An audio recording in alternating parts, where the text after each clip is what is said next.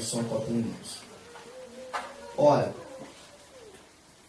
eu não quero que ignoreis, irmãos, que muitas vezes eu propus ir até vós, mas tenho sido impedido até agora, para que eu também possa ter entre vós algum fruto, mesmo entre os demais gentios. Eu sou devedor tanto aos gregos como aos bárbaros, tanto aos sábios como aos ignorantes.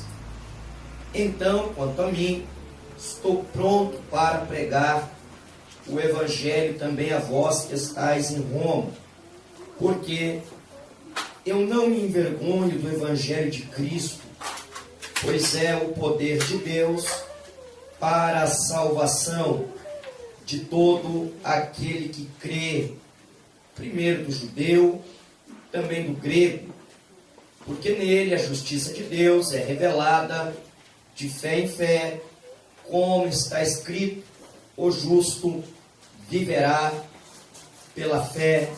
E você que pode dizer amém. Amém. Olhe para cá. Queridos, acredito ser, se não do conhecimento de todos, pelo menos da grande maioria, que nós temos no Novo Testamento 21 epístolas. Essas 21 epístolas que nós temos no Novo Testamento, elas não estão ali organizadas de forma cronológica. Daí a dificuldade que alguns encontram, a partir de uma primeira leitura, de entender o tempo e o propósito de cada uma dessas epístolas que foram escritas. Dessas 21 epístolas que nós temos, 13 delas nós chamamos de paulinas, haja vista que é a autoria de Paulo. 2 delas são do apóstolo Pedro, 3 do apóstolo João, uma de Judas, uma de Tiago, e ainda temos a epístola aos Hebreus, que alguns acreditam também ter sido Paulo quem escreveu, ter sido o autor dessa epístola, mas não temos como provar isso, então ela fica sem ter ali o seu autor. Interessante que quando olhamos para essas 21 epístolas, nós podemos dividi-las ou classificá-las em 3 grupos. O primeiro grupo nós chamamos de epístolas pastorais. O segundo grupo, aquele que nós chamamos de epístolas pessoais. E o terceiro, epístolas gerais, universais ou católicas, como você preferir. As epístolas pessoais, como o próprio nome sugere, são aquelas que são destinadas a uma determinada pessoa, como é o caso da terceira epístola do apóstolo João, quando mesmo escreve a Gaio, que era seu filho na fé e um obreiro do Senhor. Já as epístolas pastorais, como o próprio nome também sugere, são aquelas que são destinadas a um determinado pastor, como é o caso de 1 e 2 Timóteo e a epístola de Paulo a Tito. Já as epístolas gerais ou universais são aquelas que são escritas para a igreja como um todo. Quando nós analisamos as epístolas, nós vamos perceber que o caráter primário das epístolas é de manter a igreja no eixo, é de manter a igreja nos trilhos, é de manter a igreja no seu foco principal, é de manter a igreja no caminho e na doutrina dos apóstolos.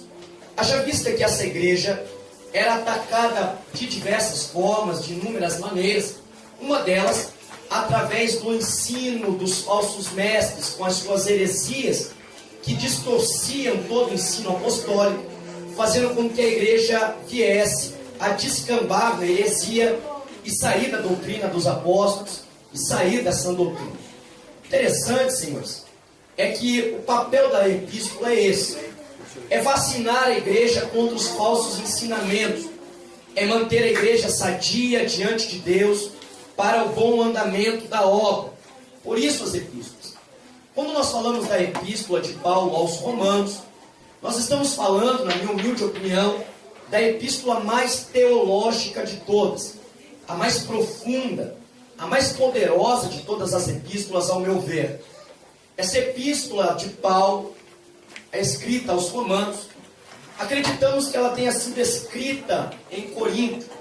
Haja vista aqui no capítulo 16, no seu primeiro verso, há uma recomendação de Paulo acerca de uma irmã de Sencréia, uma cidade muito próxima de Corinto, e essa irmã se chamava Febe, que também é a portadora da carta, ou seja, é aquela que vai entregar essa carta aos irmãos que estão em Roma. Nós sabemos que Paulo é o autor dessa epístola, mas não o escritor da mesma. Não foi Paulo quem escreveu. Paulo apenas narrou. Paulo fazia uso de um amanuense ou uma espécie de escriba ou secretário de Paulo, cujo nome era Técio. Isso é comprovado que Técio é quem vai escrever no capítulo de número 16, no versículo de número 22 dessa própria epístola, quando o próprio Técio escrevendo vai dizer: eu, Técio, vos escrevi esta carta, vos saúdo. Técio está comprovando que ele é quem escreveu. Paulo apenas narrou. E Técio escreveu a carta. Interessante, senhores, é que quando analisamos essa epístola de Paulo aos Romanos, há algo aqui de muito interessante, que é a questão da fundação dessa igreja. Isso ainda é matéria de debate teológico, de muito estudo. Não se sabe ao certo ainda como essa igreja se estabeleceu em Roma. Alguns acreditam, e eu sigo essa linha de raciocínio, que a igreja que se estabelece em Roma, ela vai se estabelecer após o dia de Pentecoste, lá em Atos dos Apóstolos, capítulo 2. Haja vista que na festa de Pentecostes, alguns estrangeiros romanos foram até Jerusalém para participar da festa. E durante a festa, o Espírito de Deus desceu naquele cenáculo e tomou a vida daqueles 120 crentes que estavam orando, ao ponto que o barulho que acontecia lá dentro chamou a atenção de quem estava fora. E aqueles que estavam fora vieram para a porta do cenáculo para ver o que estava acontecendo. E ao chegar diante da porta do cenáculo, eles olharam para os irmãos que estavam lá dentro, embriagados pelo poder do Espírito, e disseram: esses homens estão bêbados, sendo já esta hora do dia. É nessa hora que Pedro se levanta e vai pregar a sua primeira mensagem após o recebimento do revestimento de poder do Espírito. E a Bíblia vai dizer que 3.000 almas se rendem aos pés de Cristo naquele dia, através da pregação de Pedro. Dentre esses estão alguns romanos, os quais, após a festa, retornam para Roma, e em Roma vão dar seguimento à obra de Deus, pregando o Evangelho em Roma. Por isso que eu amo o novo convertido, porque novo convertido, ao receber a Cristo, não consegue se calar. Novo convertido aceita Jesus hoje, já está falando de Jesus amanhã, não é verdade? Esse fogo da conversão precisa estar muito vivo dentro de nós. Chegando em Roma, eles não conseguiram se calar e continuaram pregando o Evangelho, ao ponto que o Evangelho cresceu em Roma. É aí que Paulo vai escrever aos romanos. Paulo nunca teve nenhum contato com eles até aqui. Paulo nunca visitou a igreja em Roma. E esse é um dos motivos que fazem Paulo escrever a eles no primeiro capítulo dessa epístola. Interessante é que a partir do verso de número 8, Paulo vai falar de uma alegria que ele está sentindo, a alegria essa que faz Paulo agradecer a Deus todos os dias. E o que é que está gerando alegria no coração do apóstolo? Paulo vai dizer que a fé daqueles irmãos que estavam em Roma estava sendo anunciada para todo mundo. E isso gerou alegria no coração do apóstolo Paulo, ao ponto que Paulo agradecia a Deus pela fé daqueles irmãos.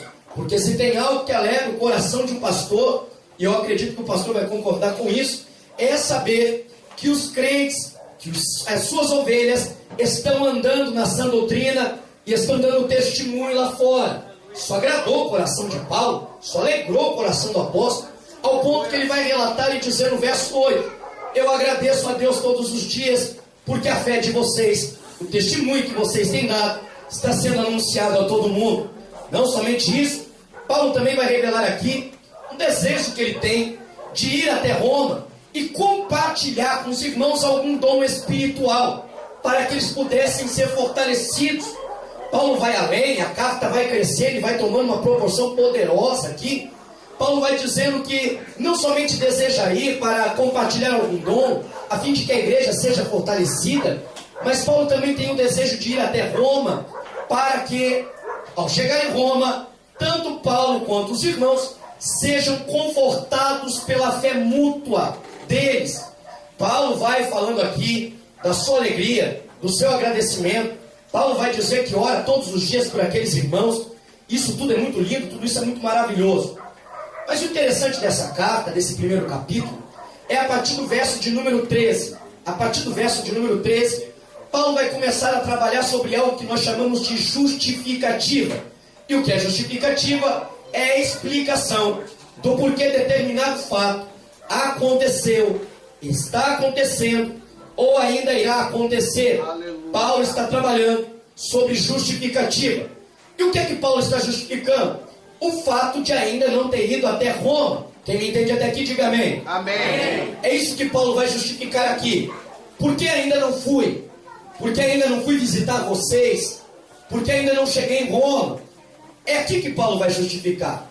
E dentro da sua justificativa, Paulo vai dizer: eu não fui ter convosco, irmãos, não é porque eu não quero, não é porque eu não tenho desejo, até porque deixei muito claro que tenho desejo de ir. Eu ainda não fui porque tenho sido impedido, está me faltando oportunidade. Eu achei lindo isso, porque esse impedimento não vem da parte de Satanás. Não é o inimigo que está impedindo Paulo de ir, é o próprio Deus que está dizendo: Paulo, ainda não, ainda não. Ou seja, Deus tinha um propósito maior na ida de Paulo a Roma. Por isso Paulo não vai no tempo que quer, Paulo vai no tempo que Deus desejou. Paulo não vai na hora que quer, Paulo vai na hora que Deus manda. Paulo tem o entendimento de que a sua agenda não está na sua mão, sua agenda está na mão de Deus. Eu vou quando Deus abre a porta, eu vou quando Deus manda, eu vou quando Deus quer. Já tem gente entendendo, não é verdade? Paulo está dizendo: eu não faço o que eu quero, não vou aonde desejo, vou aonde o Espírito me conduz e na hora que Ele quer. Perceba que se Paulo tivesse ido no tempo que ele queria, não teríamos a epístola de Paulo aos Romanos. Epístola esta que Agostinho e tantos outros homens de Deus se converteram. A reforma veio a partir de um texto a qual Martinho Lutero vai ler da carta de Paulo aos Romanos. Tão poderosa essa epístola. O que Deus está tentando fazer a gente entender é que quando vamos no tempo de Deus, na hora de Deus, obedecemos a hora dele, Deus sempre tem um propósito maior. Deus sempre tem um propósito maior. Qual é o nosso objetivo essa noite? É olhar para o Senhor e dizer: Deus, que tudo seja na sua hora, que tudo seja no teu tempo. Quando Deus fecha uma porta e diz: lá não vai ainda, lá não vai agora, Deus está dizendo: na hora que eu te mandar vai ser melhor, a hora que eu abrir a porta vai ser maior. Quantos podem glorificar a Deus por isso nessa noite? Tem que ser no tempo de Deus. Paulo vai dizer: eu não fui, não é porque eu não quis, é porque tenho sido impedido, está me faltando oportunidade de ir. Paulo vai crescendo e vai dizendo a eles: eu não fui ter convosco, não é porque eu não estou preparado para pregar o Evangelho para vocês que estão em Roma. Eu, Paulo, estou pronto, preparado para pregar o Evangelho. Porque pregar o Evangelho não é simplesmente assumir uma tribuna, pegar um microfone e falar qualquer coisa, senhores. Nós estamos em um tempo onde a febre é pregar. Todo mundo quer pregar, mas poucos querem sentar para aprender, para depois pregar. Nós precisamos entender que aquele que assume a tribuna para pregar precisa estar confiante, preparado, convicto do que está falando, ter plena convicção do seu chamado. E Paulo está dizendo: eu não fui, não é porque não estou preparado, eu estou pronto, eu tenho mensagem, eu tenho palavra, só não fui ainda porque não é o tempo, só não fui ainda porque não é a hora. Então nós precisamos entender, pregadores, nós precisamos entender, existem lugares que não fomos ainda, não é porque não estamos preparados, é porque o tempo de Deus não chegou ainda. Mas quando o tempo de Deus chegar, a porta vai abrir e nós vamos chegar lá para a glória de Deus e o nome do Senhor será glorificado. Paulo vai dizer: eu não fui porque não me faltou oportunidade, eu não fui, não é porque eu não quero, eu não sei, não estou pronto para pregar. Paulo vai além e vai dizer agora no verso 16: eu não fui ter convosco, Não é porque eu tenho vergonha do Evangelho, porque eu, Paulo, não me envergonho do Evangelho de Cristo. Por que não se envergonha, Paulo? Porque eu, Paulo, sei o que esse Evangelho é. Paulo, o que é o Evangelho? O Evangelho é poder de Deus para a salvação de todo, seja grande, pequeno, rico, pobre, branco, negro, magro, gordo, tanto faz, de todo aquele que crê, primeiro do judeu, também do grego. Paulo vai dizer, porque neste Evangelho é que a justiça de Deus está revelada, de fé em fé, como está escrito, o justo viverá pela sua fé. Algo me chama a atenção no verso 16, é sobre isso que eu quero trabalhar convosco aqui agora. Paulo vai falar aqui de uma vergonha no verso 16. Só que essa vergonha não tem nada a ver com timidez ou acanhamento. Essa vergonha que Paulo fala aqui, ela está ligada ao ato de ser humilhado por ser quem é. Perfeito? Só que perceba que esta vergonha que Paulo cita aqui, ela não está explicada. Paulo não explica o porquê dessa vergonha. O que poderia fazer Paulo se envergonhar? Ou seja, se essa vergonha não está explicada, se trata de uma vergonha que os romanos que estão recebendo essa carta conhecem, têm o entendimento. Então, Paulo não tem o porquê explicar para eles o porquê dessa vergonha, até porque eles entendem bem que vergonha é essa. Você precisa entender que essa epístola de Paulo aos Romanos, ela é datada do tempo do imperador Cláudio. E o que Cláudio tem a ver com a epístola de Paulo aos Romanos? Tudo. Cláudio não queria o retorno dos judeus para Roma. Já vista que eles tinham sido expulsos há algum tempo atrás? Mas passado alguns anos, Cláudio cede e os judeus retornam para Roma. Qual é o problema? Não voltaram somente judeus, voltaram algumas pessoas, alguns judeus convertidos ao cristianismo. E aqui está o problema. Estes homens convertidos ao cristianismo, ao chegarem em Roma, não conseguiram ficar calados, ao ponto que se reuniam no templo, se reuniam na sinagoga e nas praças da cidade de Roma, e ali pregavam o Evangelho de Cristo. Isso foi um problema, porque começou a haver um grande embate em Roma, e a paz pública de Roma foi perturbada, ao ponto que Cláudio disse: vou ter que expulsar esses cristãos de novo daqui. Não dá para conviver com eles. São perturbadores da paz pública. Os romanos querendo dormir e vocês querendo fazer vigília. Os romanos querendo dormir e na quarta-feira à noite você dando glória a Deus no culto da vitória.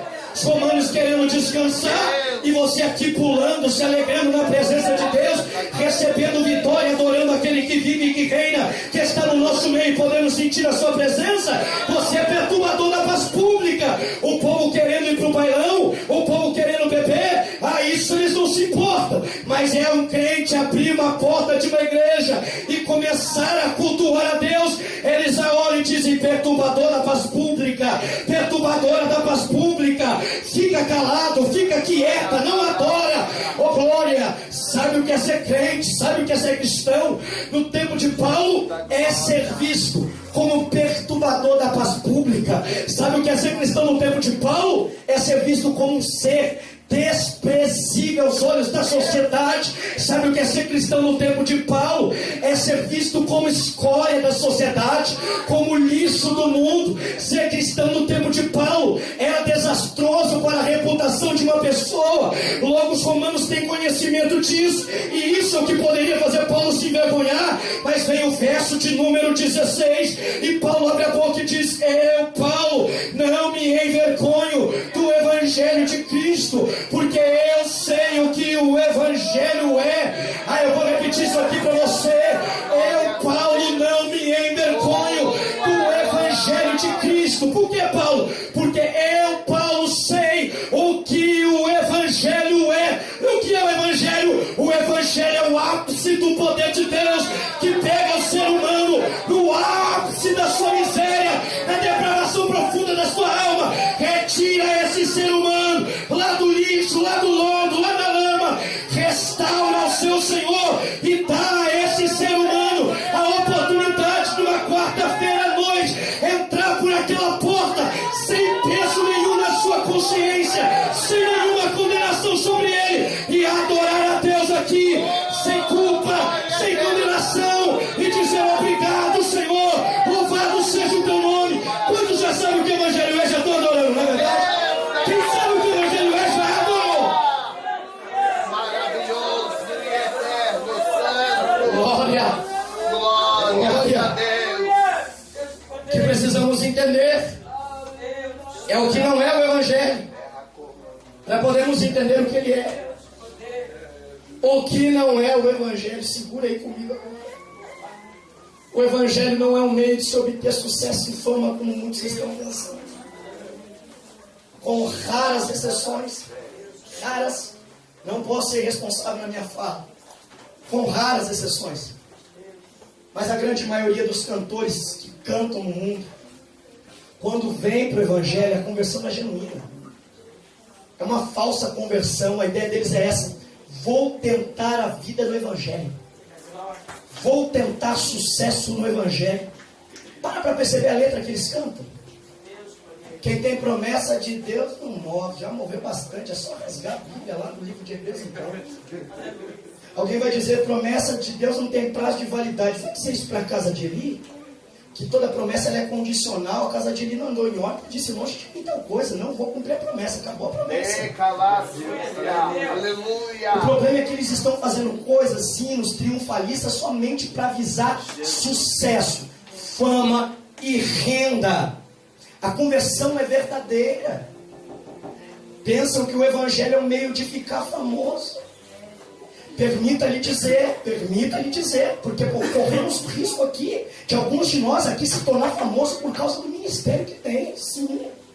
E isso não é pecado de forma alguma. O ministério que Jesus teve na terra fez Jesus ficar famoso. A própria Bíblia diz lá em Mateus capítulo 4 que a fama de Jesus corria pelos sinais que ocorriam durante as suas ministrações. Qual é o problema? É que fama, sucesso, segundo a Bíblia, não sou eu que corro atrás dela, não sou eu que busco ela, é ela que me persegue pela vida que eu levo dentro, aleluia, da igreja, no altar do Senhor, e principalmente também fora dele. Então o Evangelho não é um meio de se tentar a vida. Ah, eu não dei certo lá fora, eu não tive sucesso lá, vou tentar a vida aqui, coisa nenhuma.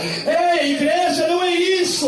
É um meio de tentarmos a vida, é um meio de tentar sucesso. Igreja não é isso, Evangelho não é isso. Evangelho é poder de Deus para salvar. O que não é o Evangelho? O Evangelho não é um meio de enriquecermos, senhores, como alguns estão pensando por aí, como algumas igrejas que Deus nem está mais lá dentro,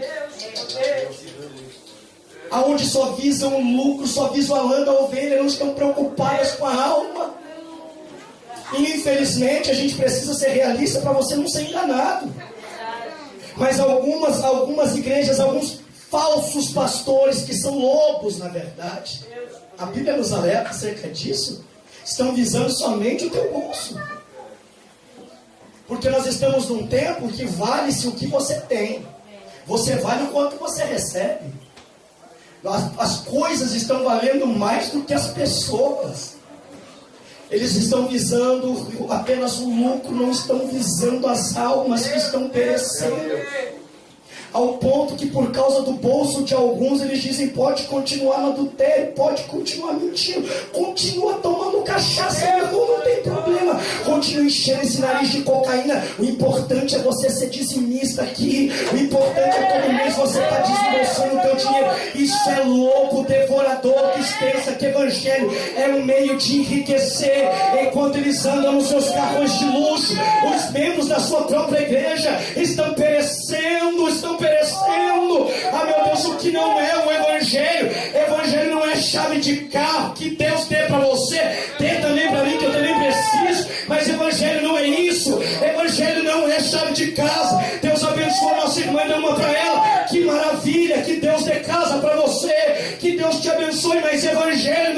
isso.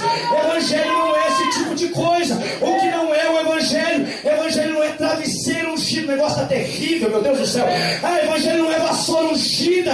Não é copo d'água em cima de televisão, pelo amor de Deus.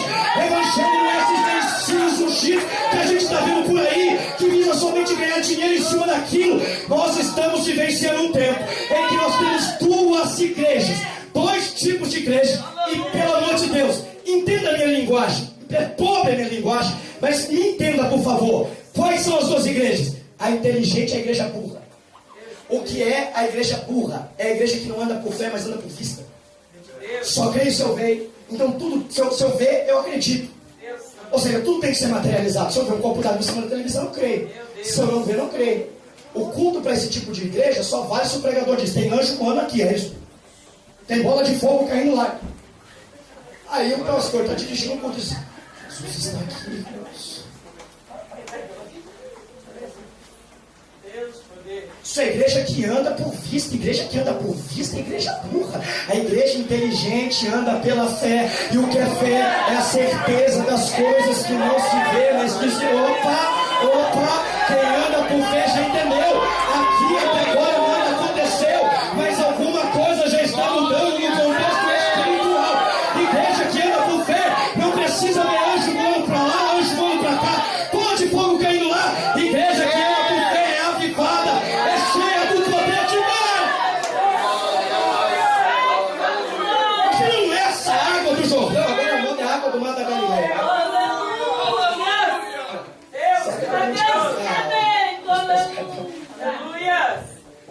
Que não é o Evangelho. O Evangelho não é essas toalhinhas ungidas. Ou fingidas, quem sabe. Que é o Evangelho. É cruz nas costas. É renúncia. É salvação da sua alma. O que é o Evangelho? É transformação de mente, é renovação de entendimento, é transformação de caráter. Roubava, não rouba mais, mentia, não mente mais, traía, não traz mais. Quem está entendendo o que é o Evangelho nesta noite? Eu oro em nome de Jesus. Eu tenho a palavra do céu aqui. Quanto mais Evangelho, menos pornografia. Quanto mais Evangelho, menos mentira. Quanto mais Evangelho, menos farsa. Quanto mais Evangelho, menos máscaras nos nossos altares. Quanto mais Evangelho, menos hereges. Quanto mais Evangelho, menos falsos mestres do nosso meio. Quanto mais Evangelho, mais santidade, mais poder, mais glória, mais Deus. Quantos creem, quantos creem? Porque é esse o pregador. Porque aonde o Evangelho chega, ele liberta, ele cura, ele transforma, ele muda o pecador em um homem de Deus. Quantos aqui já foram atingidos pelo poder do Evangelho e já são novas criaturas? Glorifique a Deus nesse mundo.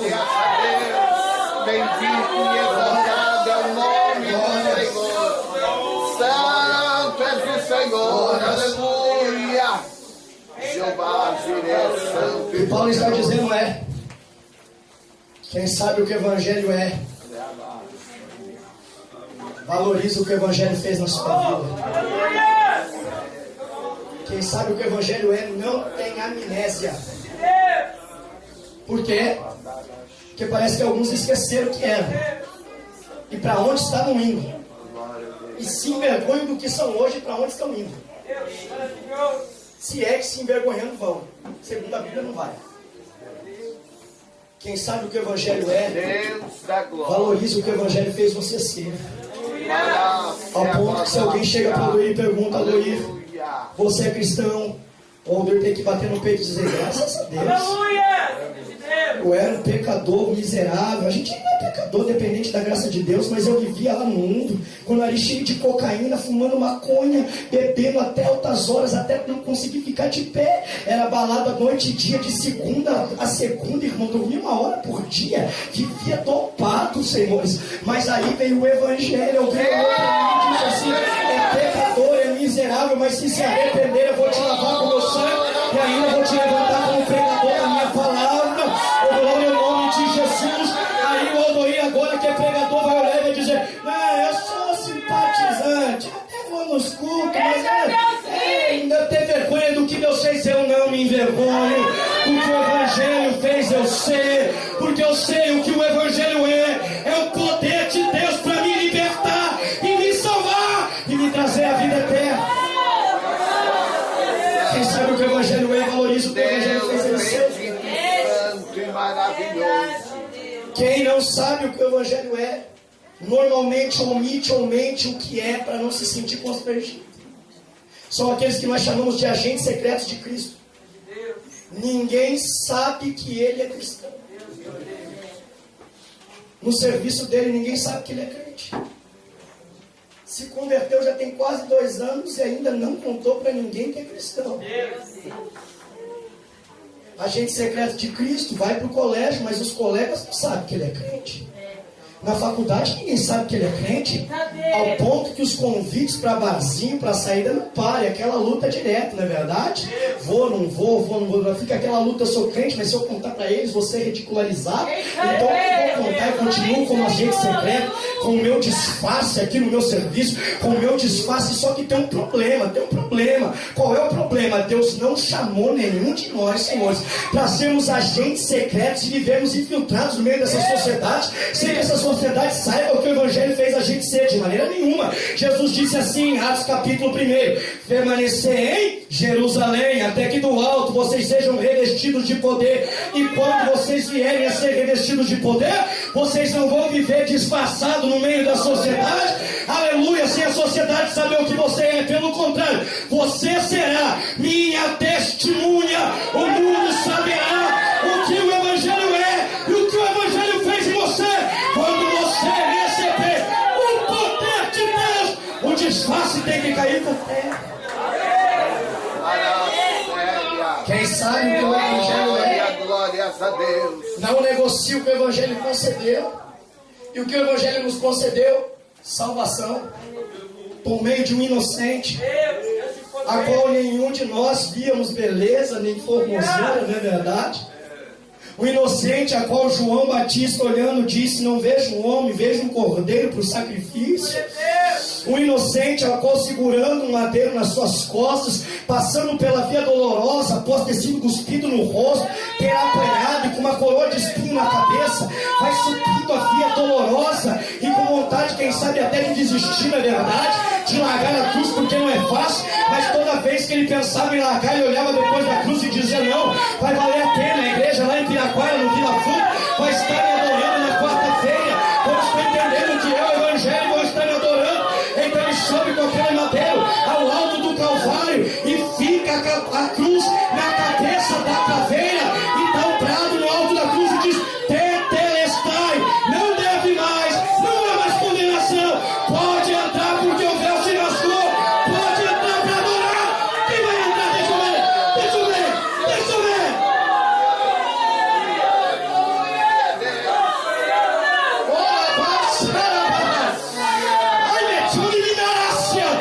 Adora a Deus por um instante, entenda esse momento.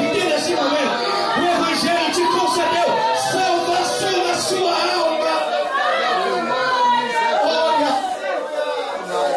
a dívida está paga, deve mais nada não. Pode adorar sem acusação. O advogado já deu jeito na tua casa. Olha, por que negociam o que o Evangelho deu? Porque eles trocam a proposta do Evangelho pela proposta do mundo. Qual é a proposta do mundo? Para a moça que é da igreja, é essa: vai casar virgem para quê? Vai conhecer a vida, moça. Você, rapaz, tão novo, vai querer casar agora para quê? Tanta mulher por aí. Vai curtir a vida. Porque a proposta do mundo é essa: viva de prazer. Viva de prazer. Viva de prazer.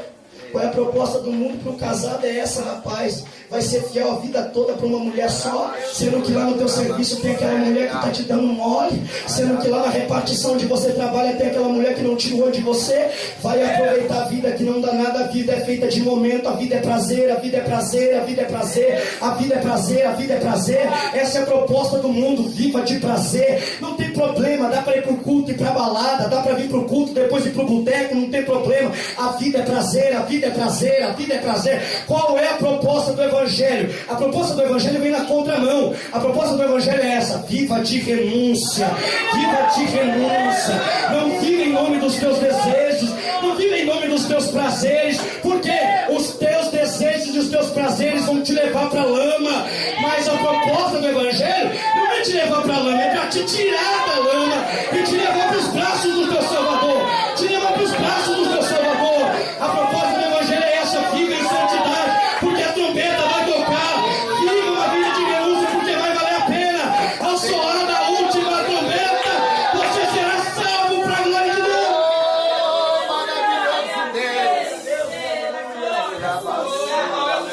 Quem não sabe o que o Evangelho é, Glórias a Deus. segue as pressões do mundo e se conforma com o mesmo. Deus da glória. Nós estamos em um tempo de pressão muito grande, irmãos. Eu vou perguntar, você tem a liberdade de me responder. Quem aqui tem Facebook, levante a mão. Levante a mão, sem problema. Você tem, eu tenho também. Há dias ou não há dias que as notícias parecem que vêm seguidas, que é só desgraça. Escândalo atrás de escândalo da igreja. É notícia ruim de tudo que é jeito. Já percebeu que isso te abala?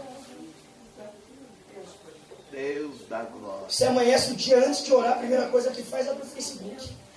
Está lá desgraça, desgraça, desgraça. A cada 100 desgraças aparece uma notícia boa. É assim ou não é? É assim ou não é? Porque as pessoas pensam que na rede social, desabafando ali, ou expondo todos os problemas ali, vai ser resolvido. Não vai. Não vai. Você não vai ver no meu Facebook eu falando alguns de problemas que a igreja está vivendo, não vai resolver. Não resolve nada. Você não vai ver eu falando no Facebook sobre pastores, não vai mudar em nada, é uma postagem linear. Vai gerar mais polêmica e mais problema. Só isso que vai gerar. Então tenha consciência, seja sábio para usar essa ferramenta que é poderosa para quem sabe usar. Só que você, não sei se você percebeu, mas há uma pressão muito grande por meio das redes sociais. Antigamente, quando foi iniciado a utilização do Facebook, eu me lembro que haviam certas fotos que nem poderiam ser postadas lá. Hoje, dependendo da pessoa que você tiver no seu hall de amigos ali, você vai ver até coisa que não era para você ver. É assim ou não é? É assim ou não é? Sem hipocrisia, sem máscaras, é assim ou não é? Então nós somos pressionados todos os dias. E qual é a pressão que os nossos jovens recebem? A pressão é essa: viva de prazer. Viva de prazer. Viva de prazer. E aquelas setas, aquelas pressões na sua mente o dia todo. O dia todo. O dia todo.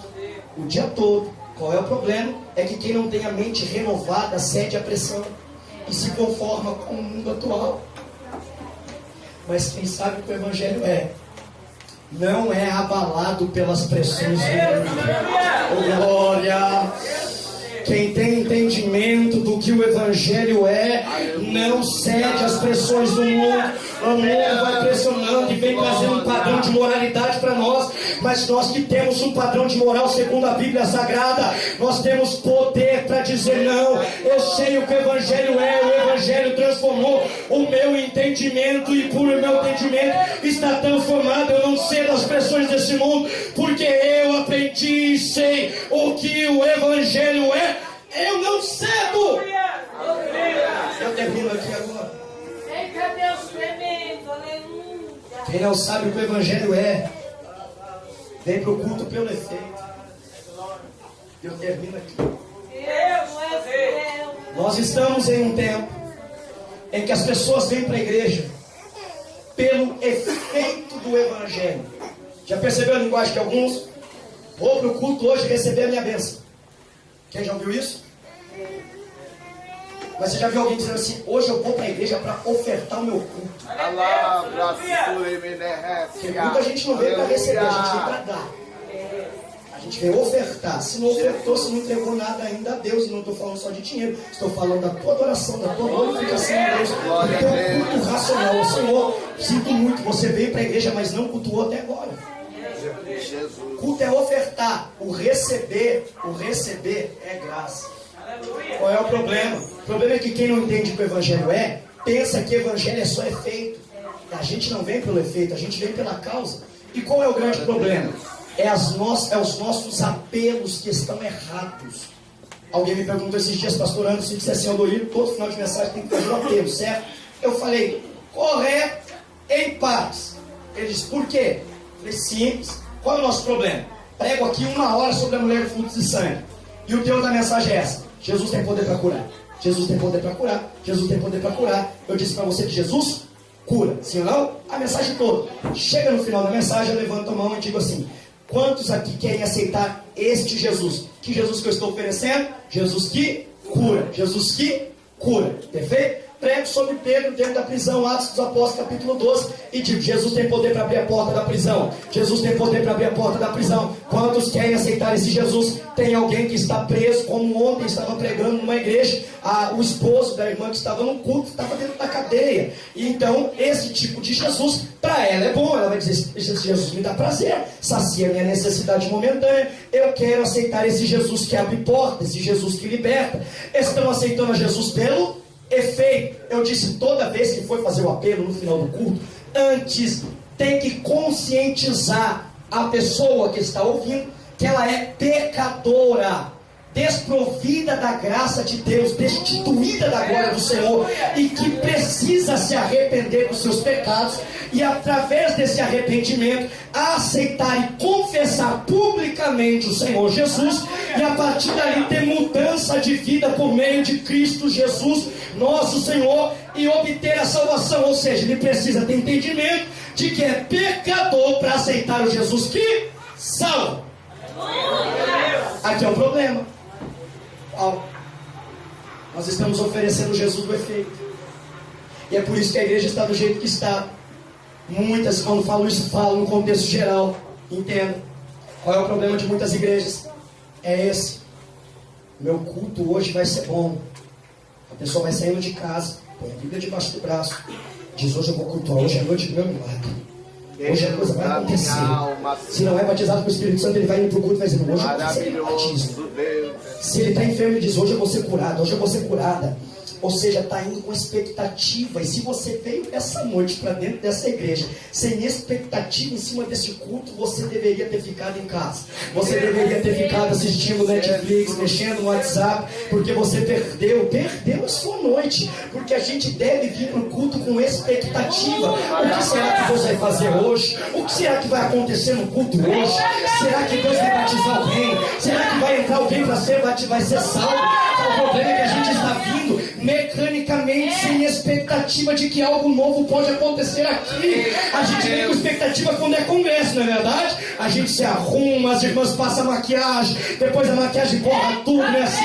Estica aquele cabelo umas 2 horas. Tem esposa em casa, sei como é que é? E alisa aquele cabelo e vai pro culto, dá 10 minutos de culto no congresso, a maquiagem já foi embora, o cabelo já está lá em cima, o irmão já está com a gravata torta igual o pregador, porque o culto está benção, ele foi com a expectativa, algo aconteceu. O problema é que chega culto de doutrina, a gente diz, hoje é culto de ensino, acho que hoje não vai acontecer nada não. Hoje é culto da vitória, vamos ver o que vai dar. Não. Todo culto tem que vir com a expectativa. Jesus está aqui. A expectativa não é em cima do pregador. A expectativa não é em cima do cardápio que é apresentado. A expectativa é em Cristo Jesus, que não falta culto. Porque o Dorinho poderia ter faltado hoje. Algum cantor poderia ter faltado hoje. O pastor poderia ter faltado hoje. Mas Jesus não faltaria de jeito nenhum esse culto. Então a expectativa é em cima dele. Qual é o problema? O problema está aqui. Quem veio pelo efeito, o culto dele é assim, pastor. Com licença. O culto dele é assim. Se me curar, dou glória. Se falar o que eu quero, eu vou dar aleluia. Se a porta abrir hoje, eu vou pular daqui, vou até rodar lá na frente hoje. Só adoro se me der prazer o que eu estou ouvindo. Só que evangelho eu não estou aqui para pregar para te dar prazer, eu estou aqui para te confrontar. Ele me confrontar, porque você é verdade, não é? Então o culto dele fica limitado a isso. Só adoro se Deus fizer. Só adoro se Deus fizer, só adoro pelo efeito, só adoro porque Ele cura, só adoro porque Ele abre porta, só adoro porque Ele liberta. E quando Ele não liberta, eu volto para casa assim, coloco a Bíblia debaixo do braço, vizinho sabe que a minha casa está virada, está tudo errado lá em casa. E o vizinho olhou eu indo para o culto, aí eu vou voltando do culto pior do que eu fui, cabeça baixa, bicudo, bravo, triste, dizendo, hoje não aconteceu nada, esse Jesus aí, eu não vou te falar um negócio, eu acho que eu vou desviar, vou voltar para o mundo, vou voltar a encher a cara de cachaça que é melhor, vou voltar a beber, fumar, me prostituir mesmo. Esse é o problema, esse é o culto de quem vem aqui pelo efeito, mas graças a Deus, aqui é a congregação do Vila Fruto, tem um pastor abençoado, que é meu amigo, e eu tenho certeza que está pregando o evangelho da causa. E aí, qual é o problema? O problema é que você é um ponto de interrogação com pedra para esse povo que está aí fora. Por quê? Quando você vem vindo para o culto, ele sabe que a coisa não está bem. É o desemprego que está assolando, é o filho que está nas drogas, é o marido que não sai do alcoolismo, a família está de ponta cabeça, nem tudo está perfeito, mas você coloca o terno, a gravata, se ajeita, a irmã faz o cabelo, bota a saia, pega a Bíblia debaixo do braço e vem vindo para o culto, e vem na expectativa dizendo, é hoje, é hoje, é hoje. Hoje o milagre vai acontecer, hoje a glória vai descer, hoje a coisa vai acontecer, algo diferente vai acontecer naquele culto. Qual é o problema? É que naquele culto Jesus resolveu não abrir a porta, naquele culto Jesus resolveu não curar, naquele culto Jesus resolveu não fazer nada, porque não é todo culto que Ele vai se manifestar de forma visível aqui no nosso meio, não é todo culto que Ele vai abrir porta, que Ele vai curar, que Ele vai libertar, não é porque Ele não pode, é porque Ele não quer muitas das vezes fazer naquela hora, não está no tempo dele se manifestar, mas o culto de quem vem pela causa é esse. Jesus não falou o que Ele queria, a mensagem foi de confronto, pegou na veia, como alguns dizem, não é verdade, mas Ele está lá dando glória a Deus, com a mão levantada, chorando, falando em línguas, e quando o culto termina, quarta-feira à noite, Ele vem voltando, o vizinho está assistindo jogo de futebol, o vizinho está com a cerveja na janela, e vai olhando e vai dizendo, meu Deus, a coisa está feia na casa dele, foi para o culto de um jeito, está voltando alegre, está voltando sorrindo. Se o vizinho viesse perguntar, ia dizer, como é que você consegue ir para a igreja adorar com a coisa do jeito que está? A resposta de quem veio pela causa seria essa, é que quando eu vou para a igreja, eu não adoro Ele por aquilo que Ele faz, eu adoro Ele por aquilo que Ele é. O que Ele é? Ele é maravilhoso, eu tinha que conhecer Ele, Ele é poderoso, Ele é o Pai da eternidade, Ele é príncipe da paz, e digo mais, se você quiser, vai ser Senhor e Salvador da tua vida, em nome de Jesus. Se você sabe o que o Evangelho é, porque está muito no banco ainda, porque não adorou ainda, fica de pé comigo. Aleluia, Deus. Glória, glória. O culto de quem veio pelo efeito é esse. Se Deus fizer, Ele é Deus. Se não quiser, não muda, Ele continua sendo meu Deus.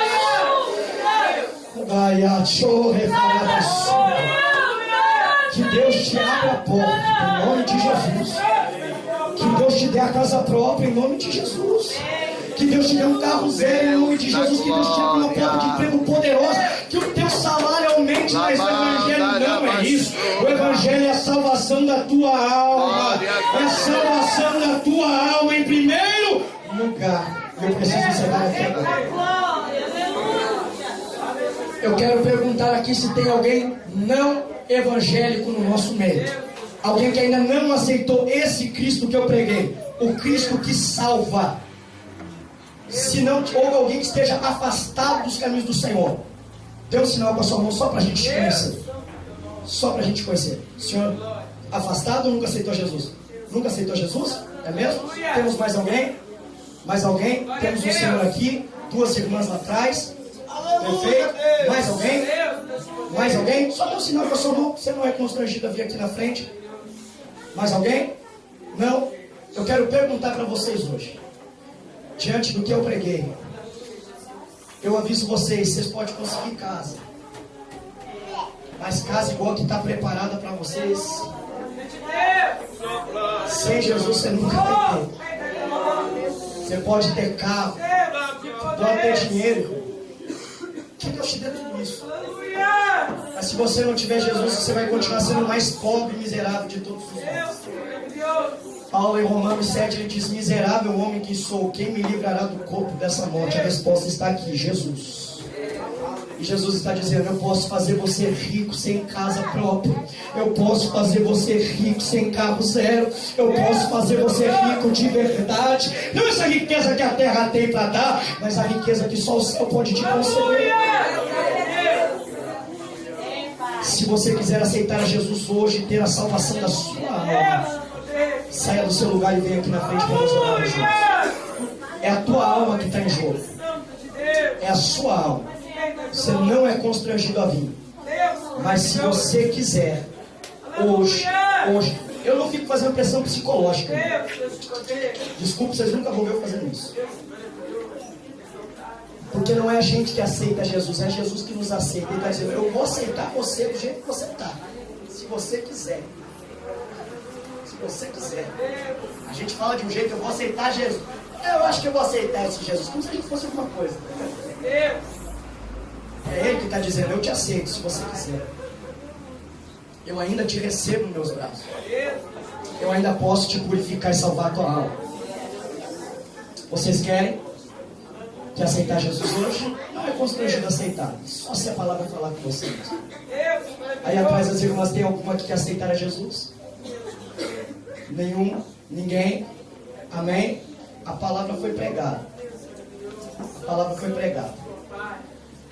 Só não sei se tua consciência não vai pesar depois. Ouvi um testemunho, te repito, não é pressão psicológica, me entendo, de um rapaz que teve a oportunidade de aceitar Jesus no culto. Ele olhou e disse assim: na próxima culto eu venho.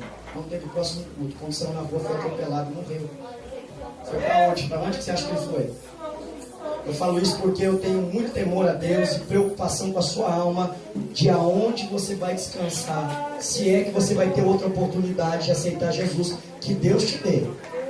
Que Deus te dê outra oportunidade. Que isso não aconteça com você. Em nome de Jesus. Mas eu sei que aqueles que já aceitaram a Cristo como seu Salvador vão poder dormir tranquilos essa noite. Sabendo que se não acordar amanhã, vai acordar na eternidade nos braços do Pai. Oh, glória a Deus, oh, glórias. Eu preciso encerrar aqui. Eu gostaria que você colocasse a sua mão no seu coração. Fechasse os seus olhos. Aleluia. Falasse com Deus agora.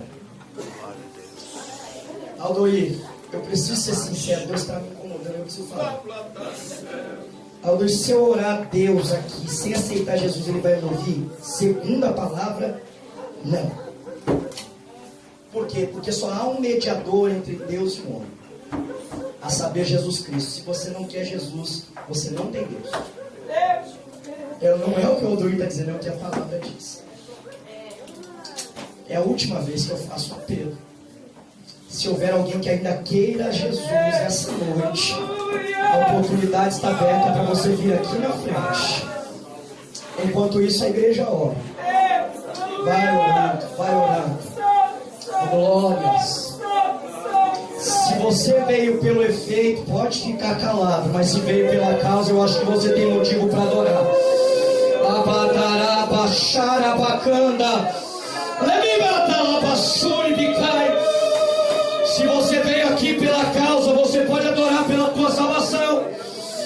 Há pessoas que não têm mais alegria da salvação, mas a oração nessa noite pode ser essa: Deus, torna a dar-me alegria da tua salvação. Me ajuda a voltar a te adorar, porque sou salvo pelo milagre que o Senhor realizou na cruz do Calvário, pela oportunidade que o Senhor me deu de te adorar aqui. Vai falando com Ele aí, vai falando com Ele aí. Pai, em nome de Jesus. Em nome de Jesus, olha para esse meu irmão, olha para essa minha irmã, estende a tua mão sobre ele, estende a tua mão sobre ela, cobre eles com teu sangue precioso. Jesus, que as suas mais ricas e copiosas bênçãos venham estar sobre eles. Deus, que ainda essa semana eles venham ser surpreendidos por ti. E que o teu nome possa ser glorificado através da vida deles. Deus, eu te peço que o poder do teu Espírito, o poder do alto, venha arrancar todo o disfarce nosso hoje. Que não venhamos ser agentes secretos, disfarçados no meio dessa sociedade, mas que possamos testemunhar da nossa